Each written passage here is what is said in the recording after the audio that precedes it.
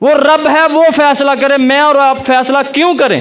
دونوں اللہ کے نبی کے صحابی ہیں، میں کیوں کسی کے گود میں جا کے بیٹھ؟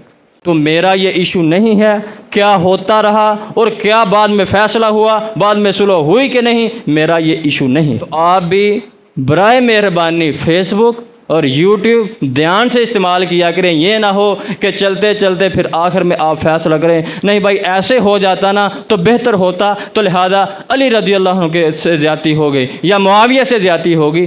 آپ کا یہ مسئلہ نہیں۔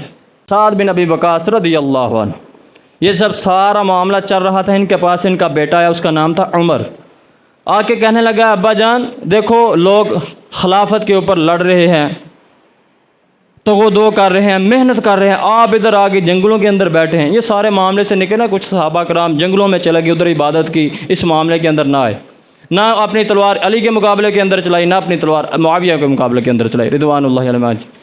تو انہوں نے اپنے بیٹے کو دھکا دیا اور کہا میرے سے دور چلے جاؤ، آپ شیطان ہو اور شیطان کی آواز لے کے آئے ہو، جاؤ میرے سے دور چلے۔ یعنی وہ لوگ جو اس دور میں موجود تھے وہ ساری چیزوں کو آبزرو کر رہے تھے، دیکھ رہے تھے اپنی آنکھوں کے سامنے، وہ بھی فیصلہ نہ کر سکے سچا کون ہے جھوٹا کون۔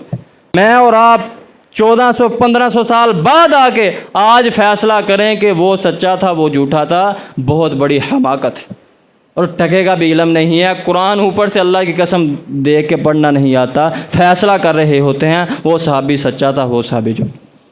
مجھے کیا حق حاصل ہے جس کا فیصلہ اس دور کے بڑے بڑے صحابہ نہ کر سکے، میں آج اپنے دور کے اندر جا کے فیصلہ